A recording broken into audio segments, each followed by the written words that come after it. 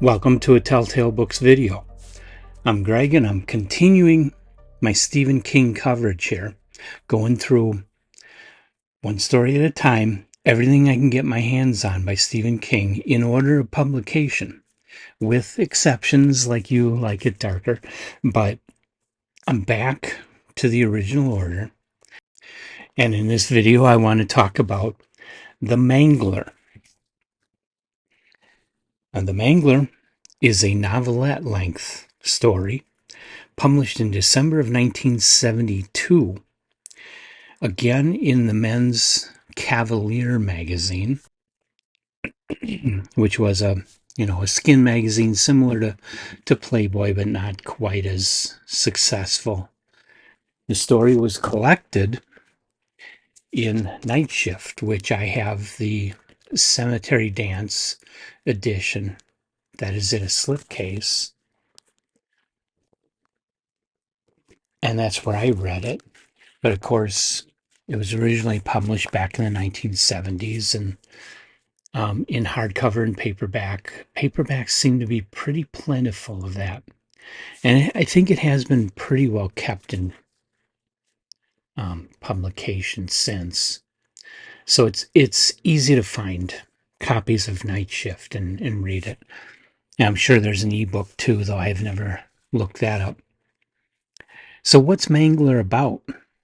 The Manglers, the title, I should say. Well, it takes place at a laundromat. More of a industrial commercial type laundry place, not a local little corner laundromat, but a place that has a lot of very large, heavy duty laundry equipment. And in particular, there's a steam press, or rather a speed ironer machine, which uses steam. And it uses very high temperature steam to do the ironing. And a detective is called in. Detective Hunton is his name. And the story is told from his point of view to investigate the death of a woman at this steam press. And the employees claim the steam press is haunted.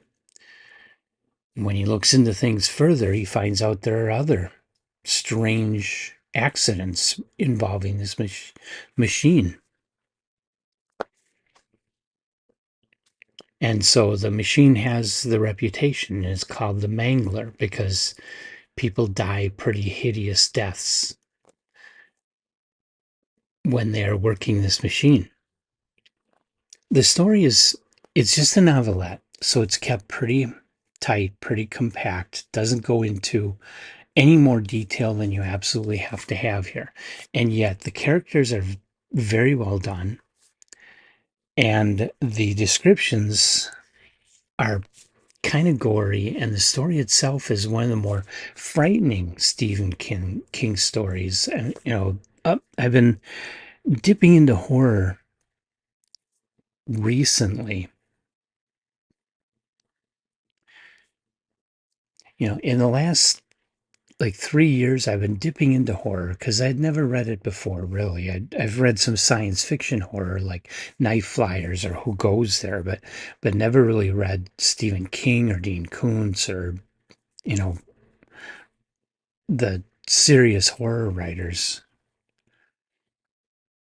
And so a lot of this stuff is new to me. And I'm finding where as much as I love most of it, it doesn't really scare me. But this one was a little bit scary. And I think I like it for that reason. I'm not making this one a top tale, but it's a really well done story. I have to say that it's well worth your time reading this story. Like I say, not a top tale. I don't think it's King's best work, but I enjoyed it a lot. And so I recommend it to everybody who's a Stephen King fan or just a horror fan. This is an excellent story. Like I say, not quite there for a top tale. So have you read The Mangler? What did you think? Leave your comments. Avoid any kind of spoilers beyond the kinds of details that I just gave. But otherwise, leave your comments about the story. I want to hear what you think. And of course, keep coming back. This is a whole series of Stephen King. I'm going to continue going through it, with my next story going to be The Boogeyman. And I'm trying to, because I had already read Night Shift a couple years ago, I'm trying to get through all the stories of Night Shift pretty quickly because I've already read them. I don't need to take time to read them, and so I don't need to spread them out. So I want to use this opportunity to really accelerate through King's bibliography quite a bit and get down to, well, the end of the 1970s almost.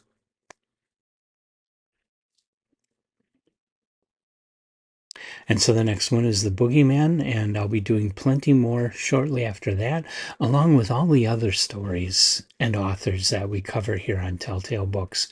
Not just horror, not just science fiction, but, well, pretty much anything that piques our interest. But we do tend towards the the more imaginative types of literature. So you'll see a lot of that, but you will see some standard classics too. We just recently reviewed Lysistrata by Aristophanes. So you never know what's going to turn up here.